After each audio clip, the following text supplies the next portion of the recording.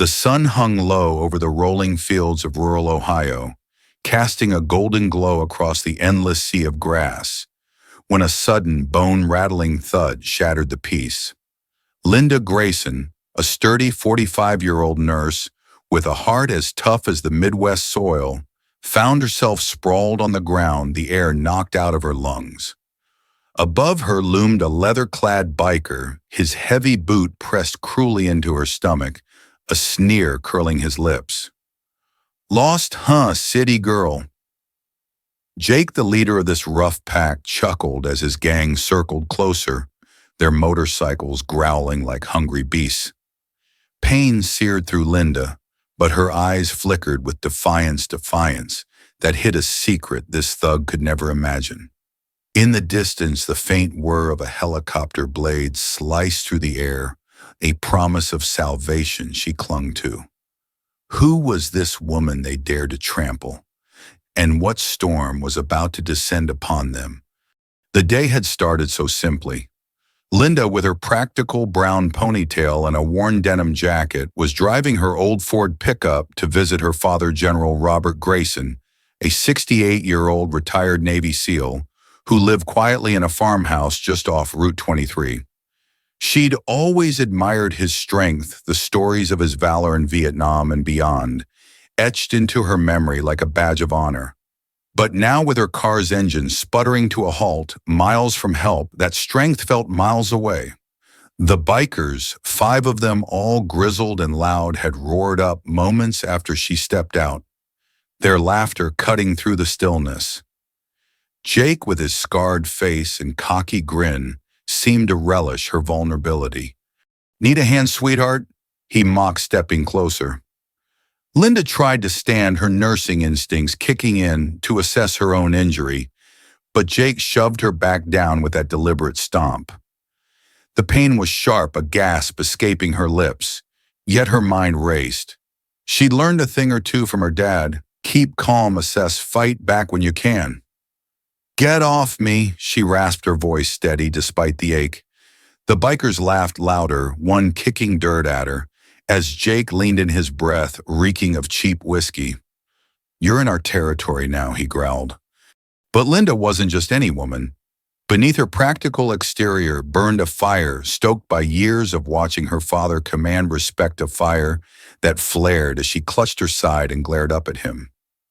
"You don't know who you're messing with," she said, her tone low and warning. Jake scoffed, oblivious to the truth.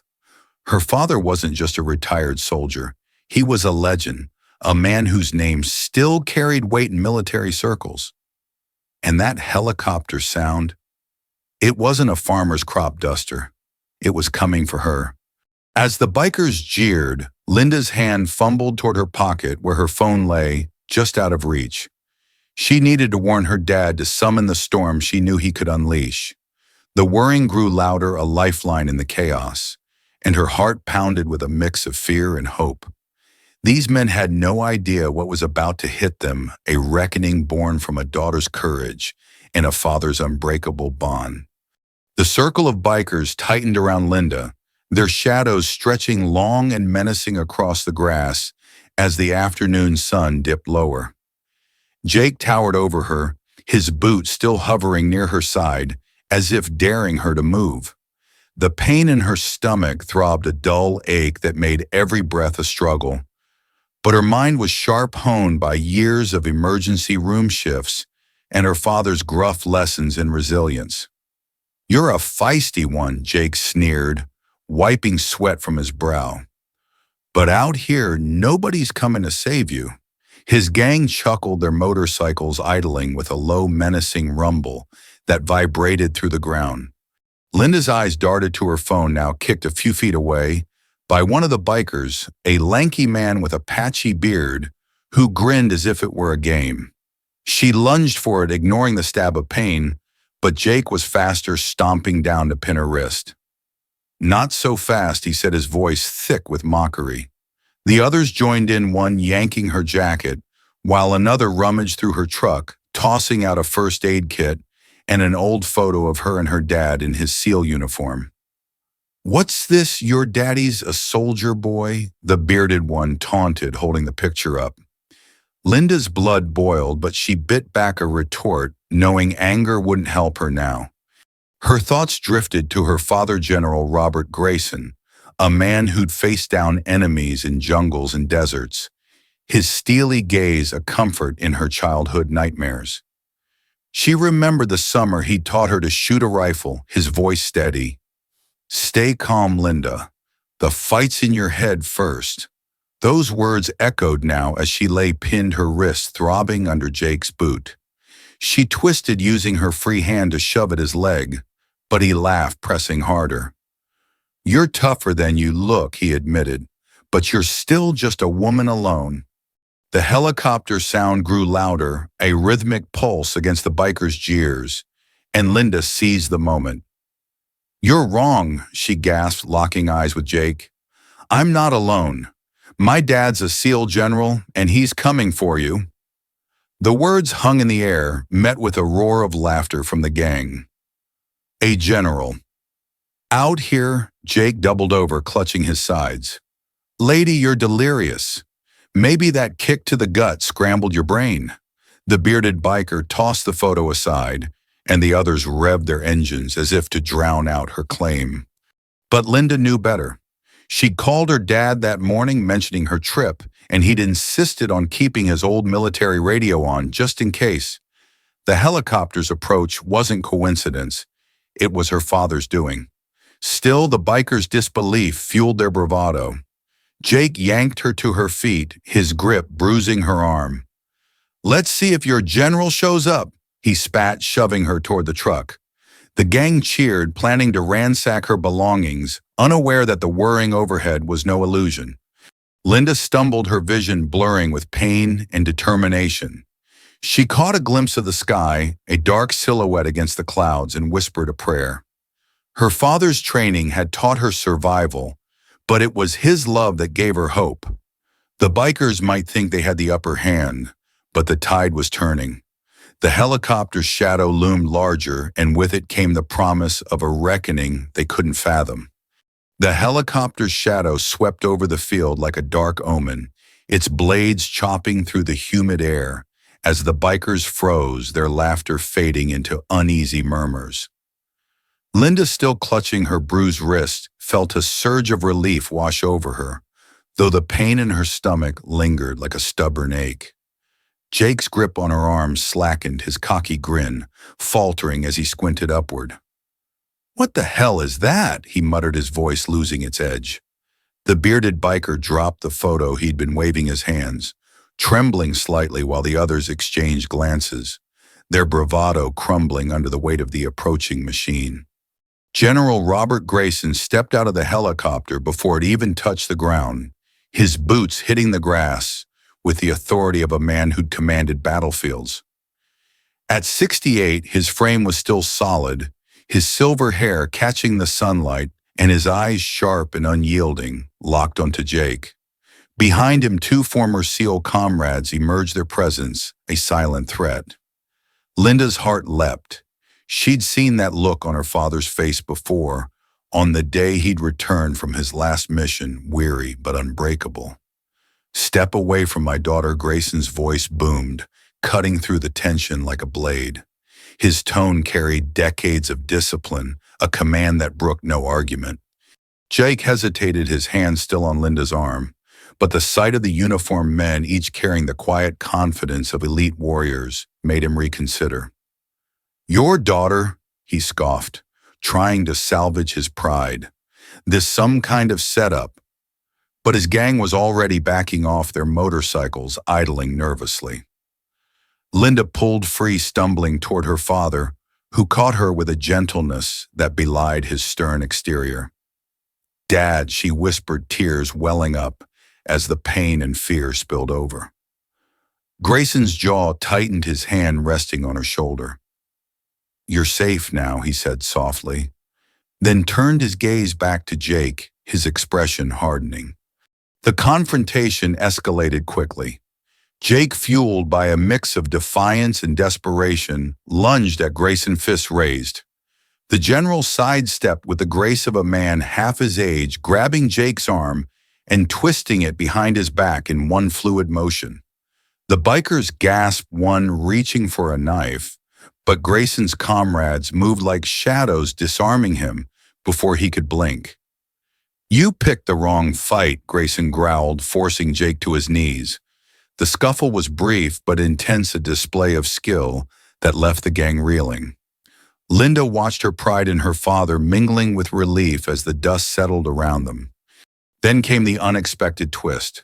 As the bikers retreated, a wiry man with a nervous tic fumbled with a lighter near Linda's truck. A spark caught, and within seconds the vehicle erupted in a fireball, the explosion rocking the field. Linda screamed, diving toward her father as debris rained down. Grayson shielded his body a fortress against the chaos, while his men tackled the fleeing arsonist. The helicopter's blades whirred faster, ready to lift off if needed, and the air filled with the acrid smell of burning metal. Jake, still on his knees, stared in horror, realizing the depth of his mistake. Linda clung to her father, her breath ragged. "My truck, all my things," she choked out, but Grayson squeezed her hand. "We'll sort it out," he said, his voice steady. "What matters is you're alive." The emotional weight of the moment hung between them, years of separation, of her building her own life, now bridged by this harrowing reunion. The bikers' defeat was clear, but the explosion had raised the stakes, turning a personal vendetta into a public spectacle. Sirens wailed in the distance, signaling the arrival of local law enforcement, and Grayson's gaze softened as he looked at his daughter.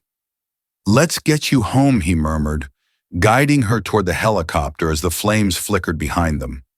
The field, once a place of quiet beauty, now bore the scars of conflict, but for Linda it was a testament to her father's enduring strength.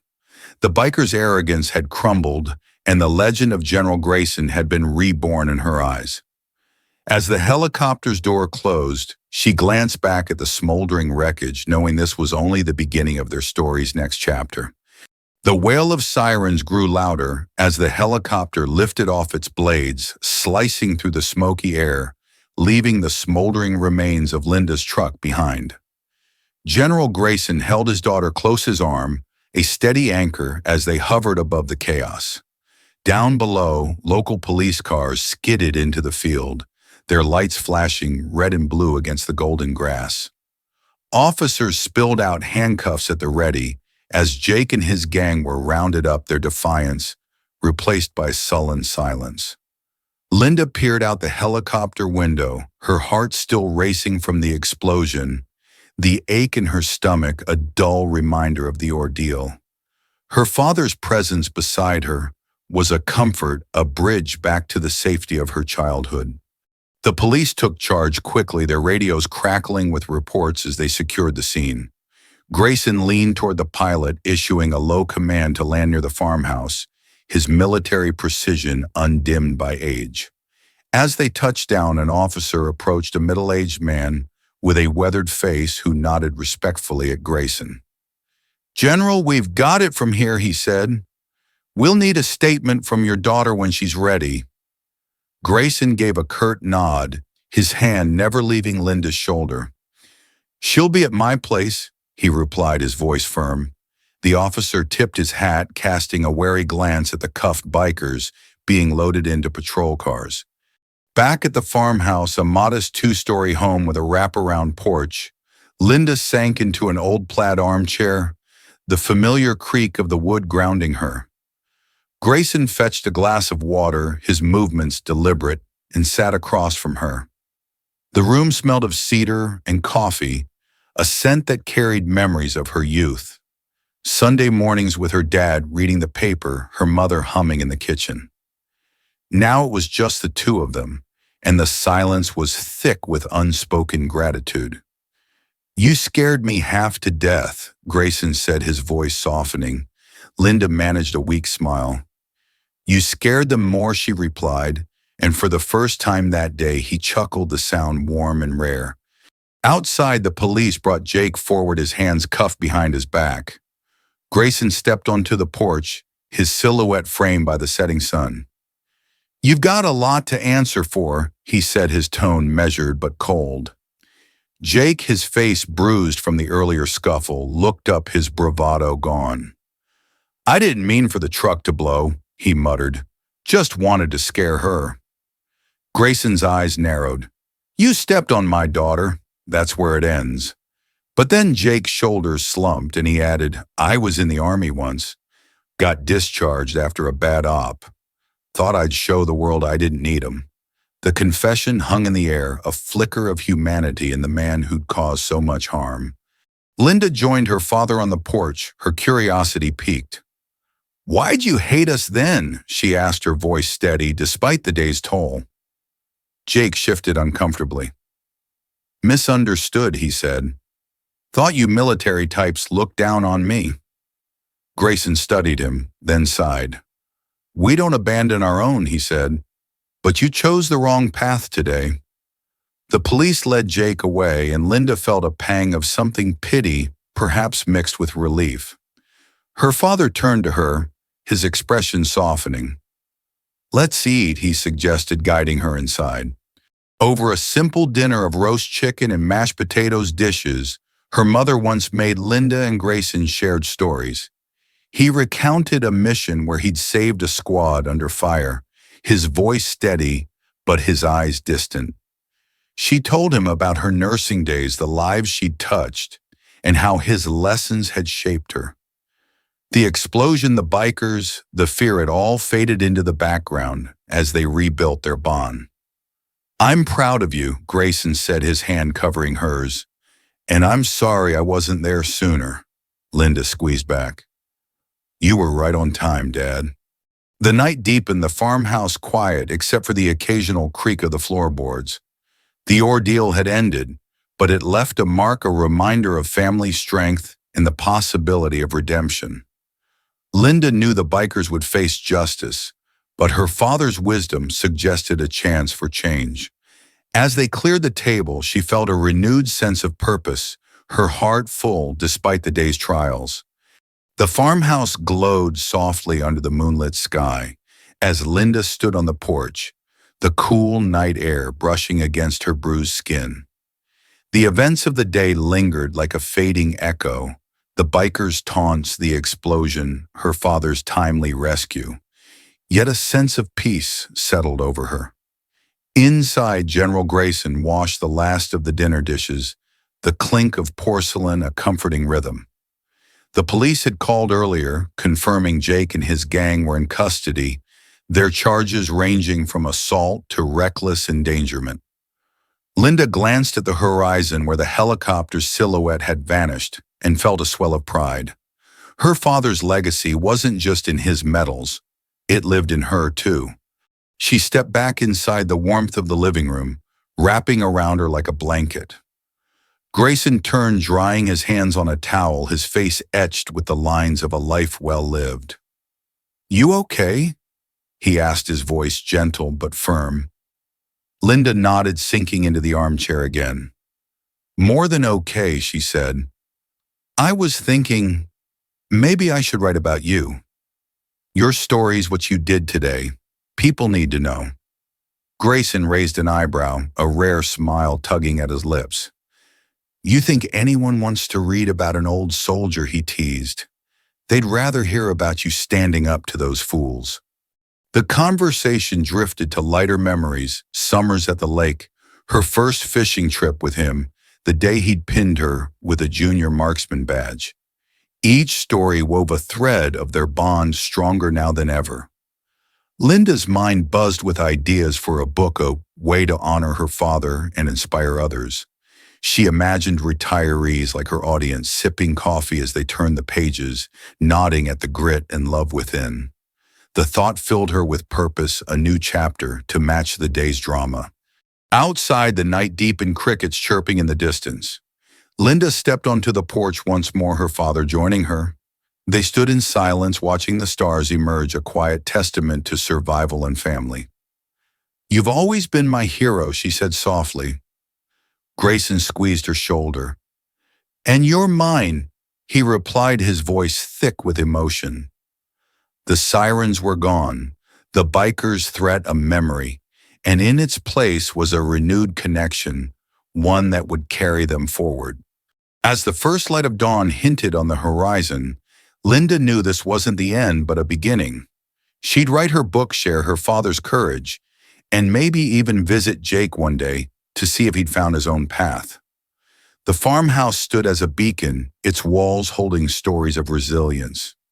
With a final glance at the sky, Linda felt ready to face whatever came next, her heart steady with her father's strength.